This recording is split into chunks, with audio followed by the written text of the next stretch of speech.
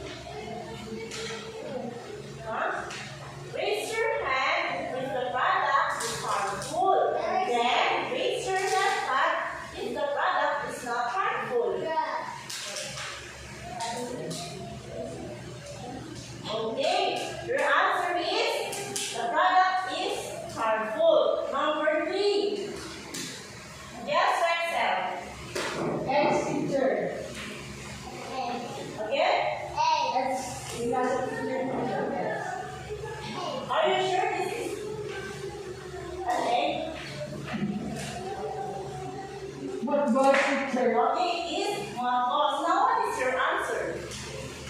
Left hand teacher. The product is not harmful. Are you sure? Right hand teacher. Okay. Your answer is The product is harmful. okay. The product is harmful. Now number 4. What is in the fourth teacher? Yes, it's all. A home teacher. Okay, it's people. And now show it to your classmate. What is your answer? Left hand teacher. The Okay. product is not harmful. Okay, very good. Now, how about the number 5? Before? What is this? teacher. Okay, can you show it to your classmate? What is your answer?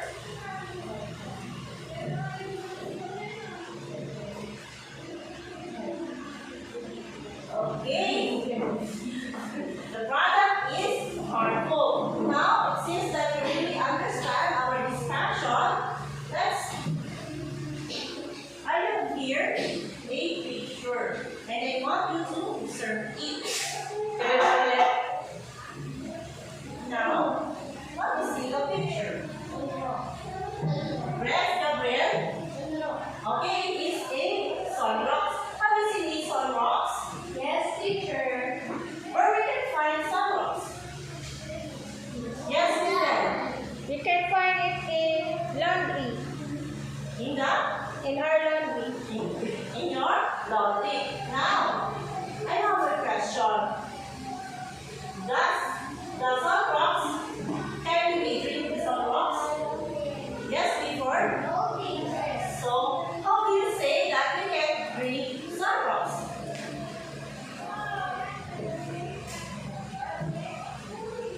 Yes, I said. Because it is harmful to our body. Okay, because it's harmful to our body. Now, remember that this tea or sunrocks is not good to our body, or we don't need to play this tea, okay? Do you understand? Okay, now, I have here a product. Now, I want you to serve it carefully.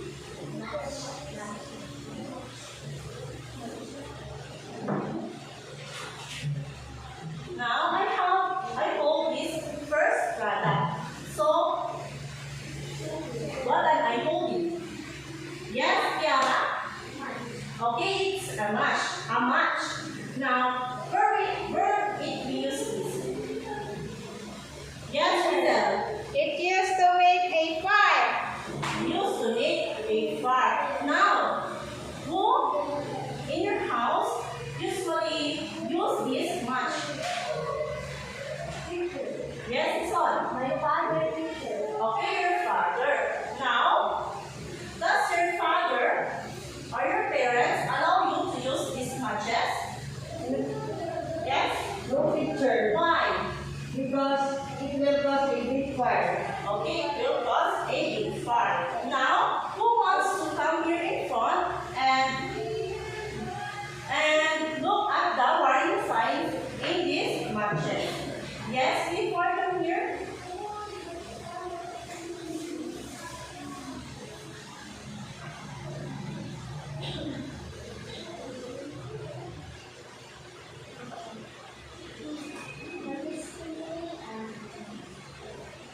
Keep away from children. Okay, keep away from children. Now, before can you come here in front and put this in our package chart?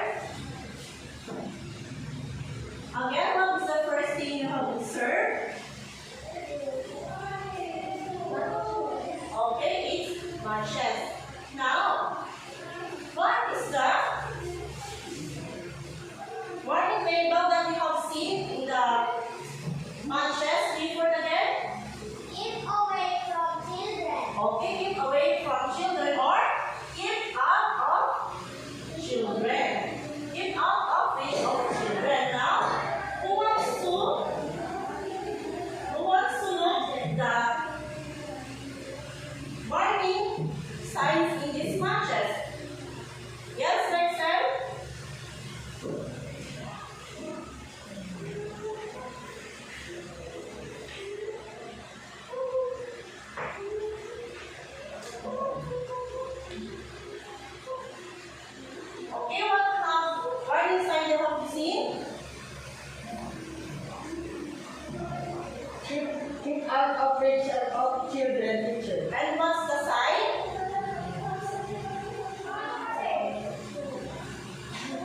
the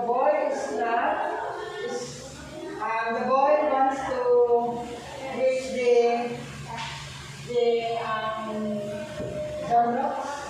Or the substance. Okay, very good. Now please give Clifford and Pretzel a 3 claps. Now,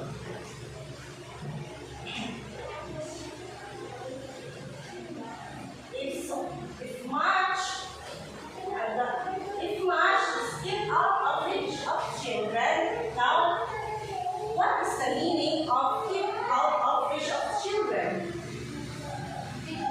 Yes, Mirasol? It is a warning that children are not allowed to go near the products. Okay, it is a warning that tells the children is not allowed to hold the product. Now, Rexel, can you please repeat the answer of Sol? A warning that tells children are not allowed to hold or go near the product. Okay, very good. Now, please read everybody.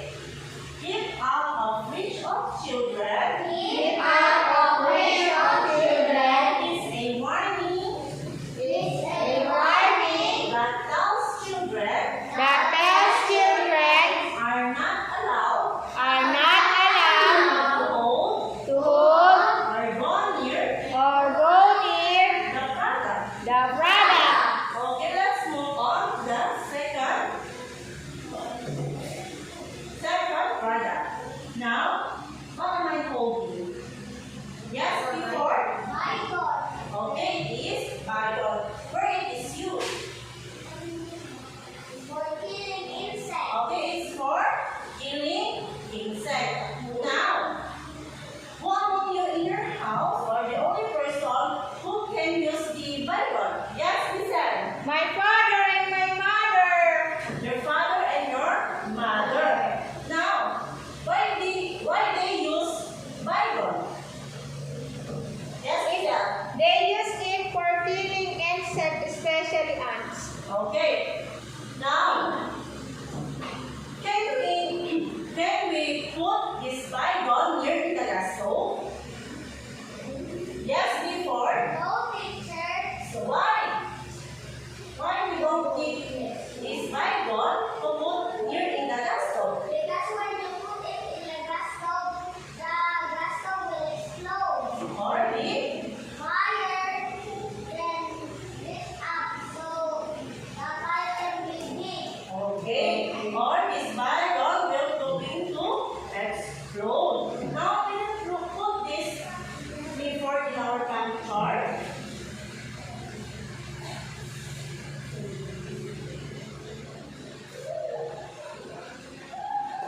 Okay.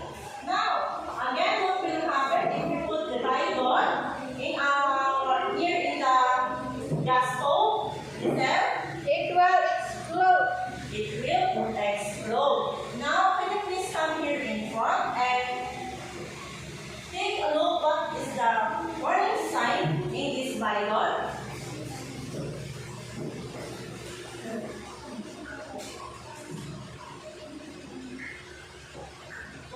How will you serve in the warning sign in the Bible? There is a fire. Okay, there is a fire. Can you put this in our top chart? Now, what do you think is the meaning of this warning sign? Yes, before. Flammable. Okay, it is flammable. Now, what is the meaning of a flammable? Yes, Rexel? It is a warning that tells the product can explode. Okay, who wants to repeat the answer of Rexel? He said? Flammable is a warning that tells that the product can explode. Okay. It is a flammable is a warning label that tells the product can explode. Everybody read. Flammable Flammable is a warning is a warning label that that tells the product tells the product can explode.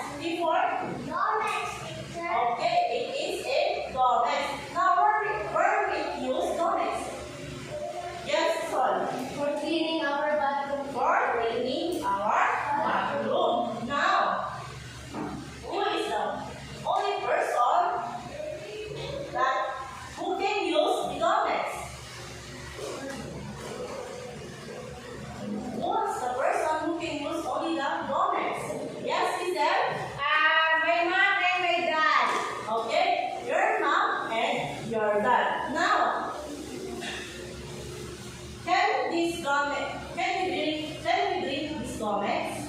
No, teacher. Okay, what will happen if we drink these Domex?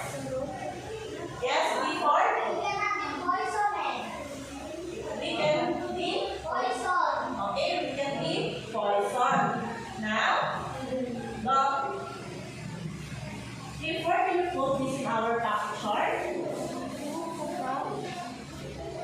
Okay, it is a Domex. And can someone who wants to come here in front and observe the warning sign of the Domex? Yes, before.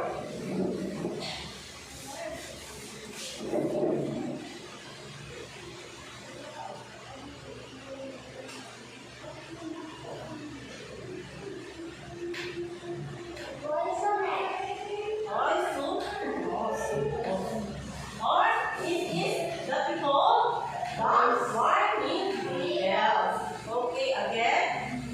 What is the warning labels of Domex? Poison. Now that we have warning labels, what is the warning sign of the Domex? Lexen, Poisonous. can you describe? Can you please come here in front and describe the warning label, the warning sign of the Bible and Domex? What have you observed? What have you seen? It has a poison sign. And what have you observed inside? There is a stain. Skull. And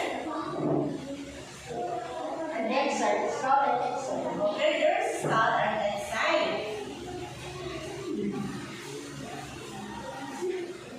Or this skull and bone. Now, the Domex is poisonous. So now, what do we mean by poisonous?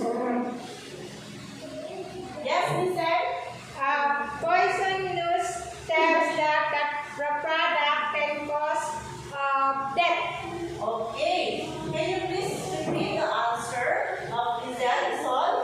Poisonous tells that the product can poisonous tells that the product can be cause of illness or death. Okay.